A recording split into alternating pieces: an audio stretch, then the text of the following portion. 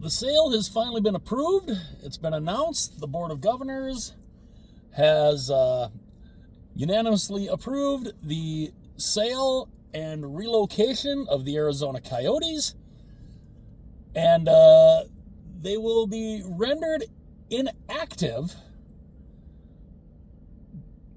totally depending on if they can get a new arena, if they can get land and an arena built within the next 5 years. So I'm guessing if they can get something done and a brand new arena built between now and 2029, they will get an expansion team. They will get the Arizona Coyotes back. The trick is will they? Will that happen? Will Alex Meruelo follow through on this land auction? If he does and he wins it, can he get the arena built? I don't know. I don't have a lot of faith in this guy to do anything because he has done nothing. The 5 years he's owned them for 5 years. Interesting, they're giving it 5 years. He owned this franchise for 5 years, and he did nothing. He really did nothing. He lied to the fans. He lied to the fan base. He gaslit the fan base. They had all this internal strife going on within the organization. They wouldn't pay the bills at Gila River. I mean, we've gone, this is all stuff, I've talked about a few times now. He's had all these issues that have happened. So what makes one think that he's actually going to follow through with this? Now, the thought comes to mind because this guy seems to be motivated by money. I didn't see anybody say any figures here, but we were all hearing that the NHL was buying the Coyotes from Meruelo and then turning around and selling it to the Smith Group. They were going to give Meruelo $1 billion, which is way more than he paid for the franchise. Now, I figured depending on how much debt they had, he bought the franchise for $300 million. Depending on the debt, how much debt he had to assume, I'm just, even if it's, say he bought the team for $300 million, they had an equal amount of debt, so $600 million he assumes. He's walking away with $400 billion. That's if that's what it was. I don't know what the debt was that the Coyotes had incurred. But $400 to $500 million for doing what? For screwing over his fan base, for lying to him, for gaslighting him, telling him and getting them to believe that, hey, we're going to have this great new building, this great arena district. We're going to get this thing in Tempe.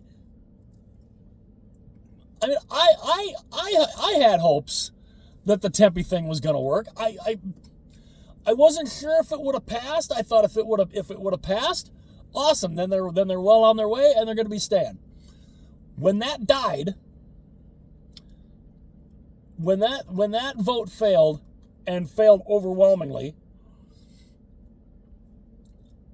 I thought this is the beginning of the end for these guys. I don't see them being able to stay. And then, because they didn't have any other plan. They didn't have a backup plan. They put all their chips in the middle with Tempe. And Tempe failed. They didn't have anything. They had nothing to go back on. No fallback, nothing.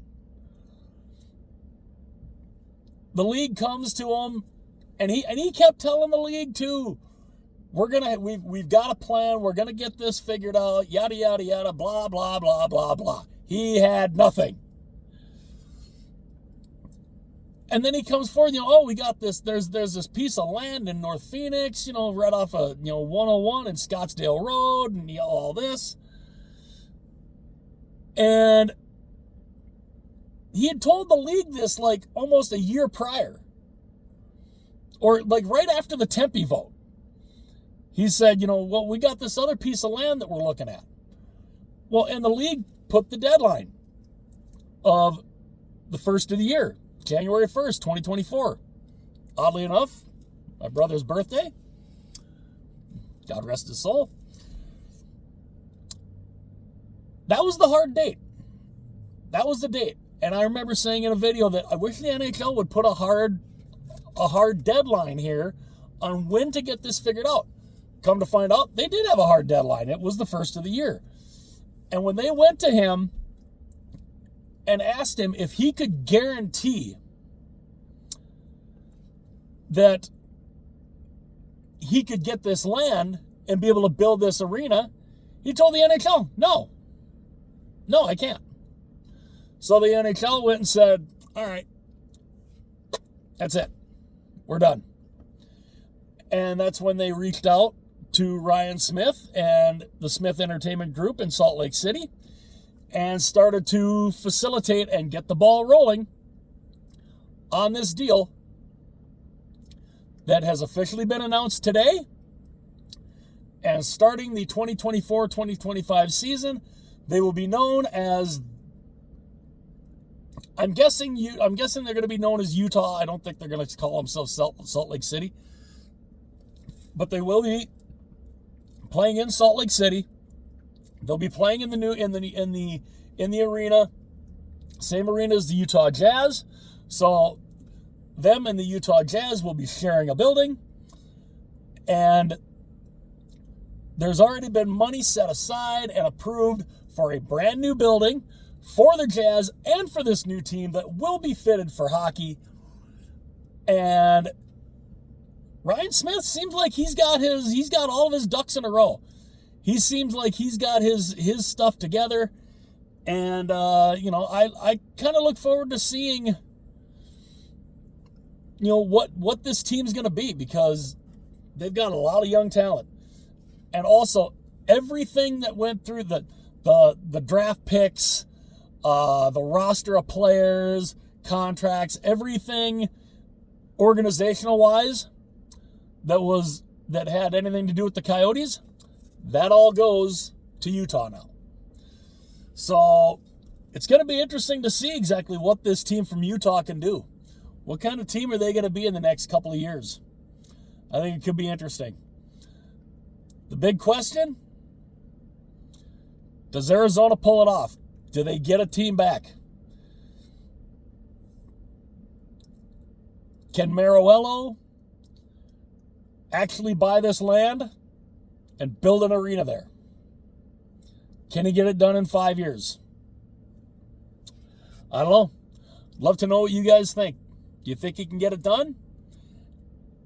Or do you think not? I'm kind of on the, I don't have any faith in this guy whatsoever. And neither should the Coyote fan base. So we'll see what happens. Let me know what you guys think in the comment section below. Please like this video. It would be greatly appreciated. Also, if you will, please subscribe to the channel. That would be greatly appreciated also. And, let the comments fly, whether or not you think Meruelo can get this done, or, if he's just another dirtbag owner who, screwed over his fan base. Can he get it done? We got 5 years to find out. Let me know what you guys think. I'll see you guys later.